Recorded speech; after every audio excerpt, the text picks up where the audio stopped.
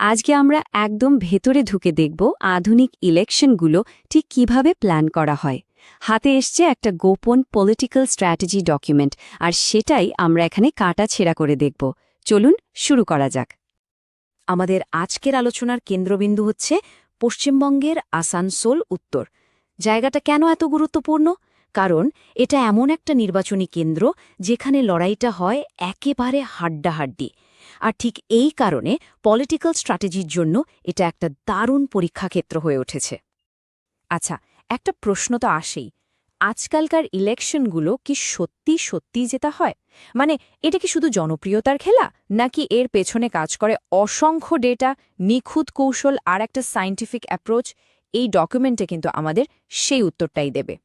যে কোনো রাজনৈতিক কৌশলের শুরুটা হয় কিন্তু সংখ্যা দিয়ে।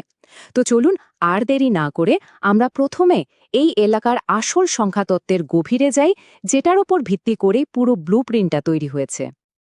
দেখুন, যে কোনো জায়গার পলিটিক্যাল গেমটা বুঝতে হলে সেখানকার ডেমোগ্রাফি বা জনসংখ্যার বিন্যাসটা বোঝা কিন্তু ভীষণ জরুরি। এই রিপোর্টটা ঠিক সেটাই বলছে। পশ্চিম বর্ধমান জেলায় মোটামুটিভাবে ৭৮% হিন্দু আর ২১% মুসলিম জনসংখ্যা। শুধু তাই নয়, তফসিলি জাতি আর উপজাতিরও একটা বড় অংশ এখানে আছে। এর মানে কি? এর মানে হলো প্রত্যেকটা পার্টিকে খুব ভেবেচিন্তে নির্দিষ্ট গোষ্ঠীর জন্য তাদের মেসেজ তৈরি করতে হয়। এই সংখ্যাগুলোই কিন্তু যে কোনো টার্গেটেড ক্যাম্পেনের আসল ভিত্তি। মাত্র ৫ বছরের মধ্যে, মানে ২০১৬ থেকে ২০২১-এর মধ্যে এখানকার রাজনৈতিক ছবিটা কিন্তু একেবারে পাল্টে গেছে।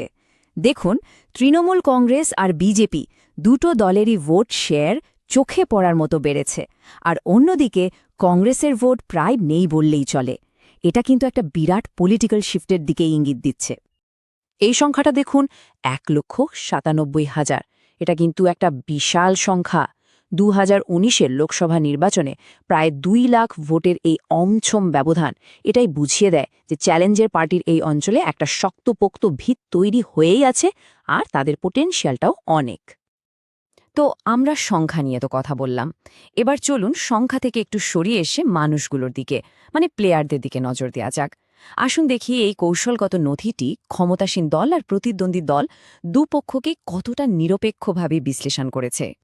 এই রিপোর্টে ক্ষমতাসীন বিধায়কের একটা বেশ ব্যালেন্সড অ্যানালিসিস করা হয়েছে।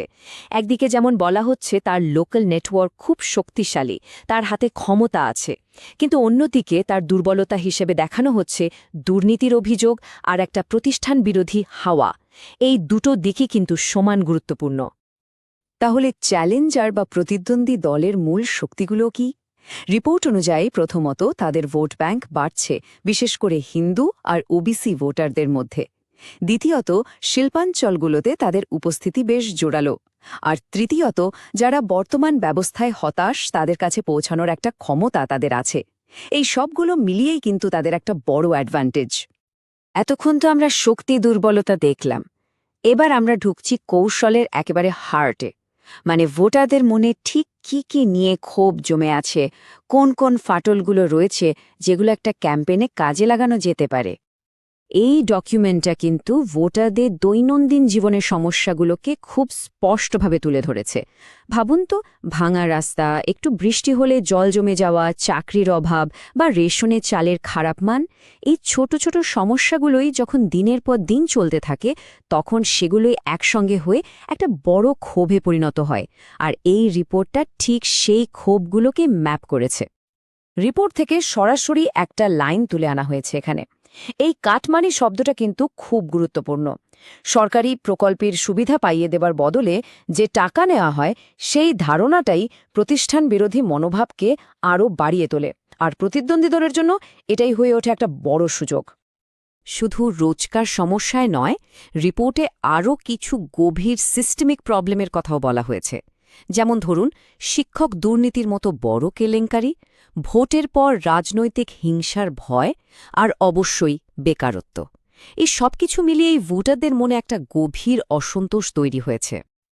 তো এতক্ষণ ধরে আমরা যে ডেটা, যে অ্যানালিসিসগুলো দেখলাম, এবার সময় হয়েছে দেখার সেগুলোকে কিভাবে একটা অ্যাকশনেবল ক্যাম্পেইন প্ল্যান, একটা সত্যিকারের রণনীতিতে বদলে ফেলা হয়েছে। এই পুরো কৌশলের মূলে রয়েছে একটা ইন্টারেস্টিং কনসেপ্ট, যার নাম দেয়া হয়েছে চতুর্মুখ মতবাদ। এটা আসলে একটা চারমুখী কমিউনিকেশন স্ট্র্যাটেজি। এর প্রত্যেকটা মুখের আলাদা আলাদা কাজ: আক্রমণ করা, বোঝানো, নতুন কিছু দেখানো আর সুরক্ষা দেওয়া। এই মতবাদের 4টি স্তম্ভ কিন্তু দারুণ ইন্টারেস্টিং। প্রথমটা শিব, মানে আগ্রাসন, দুর্নীতি আর আইন শৃঙ্খলা নিয়ে সরাসরি আক্রমণ। দ্বিতীয়টা বিষ্ণু, মানে কল্যাণ, বিজেপির বিভিন্ন সরকারি প্রকল্পের কথা বলা। তৃতীয়টা ব্রহ্মা, মানে উদ্ভাবন, টেকনোলজি, চাকরি আর উন্নয়নের কথা বলা। আর চতুর্থটা দুর্গা, মানে সুরক্ষা, নিরাপত্তা আর সাংস্কৃতিক সুরক্ষার আশ্বাস দেওয়া। দেখুন, প্রত্যেকটা স্তম্ভ কিন্তু ভোটারের এক একটা আলাদা চিন্তা বা ইচ্ছাকে টার্গেট করে তৈরি। এই স্লাইডটা দেখলে পুরো ব্যাপারটা আরও পরিষ্কার হয়ে যাবে কিভাবে বড় স্ট্র্যাটেজিটাকে একদম গ্রাসরুট লেভেলে, মানে মানুষের কাছে পৌঁছে দেওয়া হচ্ছে। যুবকদের জন্য চাকরির মেলার কথা বলা হচ্ছে, মহিলাদের জন্য গ্যাস ভর্তুকি বা নিরাপত্তার প্রতিশ্রুতি দেওয়া হচ্ছে, আবার শ্রমিকদের জন্য আলাদা বার্তা, কোনো নির্দিষ্ট জাতিগোষ্ঠীর জন্য আলাদা প্রতিশ্রুতি, প্রত্যেকের জন্য আলাদা আলাদা মেসেজ। এটাই কিন্তু আধুনিক ইলেকশনের অন্যতম একটা বড় বৈশিষ্ট্য। আমাদের এই বিশ্লেষণটা এখানেই শেষ হচ্ছে, কিন্তু একটা প্রশ্ন রেখে যাওয়া যাক। যখন রাজনীতি ডেটা আর মাইক্রো টার্গেটিংয়ের ওপর ভিত্তি করে এতটা নিখুঁত, এতটা সায়েন্টিফিক হয়ে ওঠে, তখন একজন সাধারণ ভোটারের জন্য এর আসল মানেটা কি দাঁড়ায়? গণতন্ত্রের জন্য এর প্রভাবটা কি? এটা কিন্তু ভাবার মতন একটা বিষয়।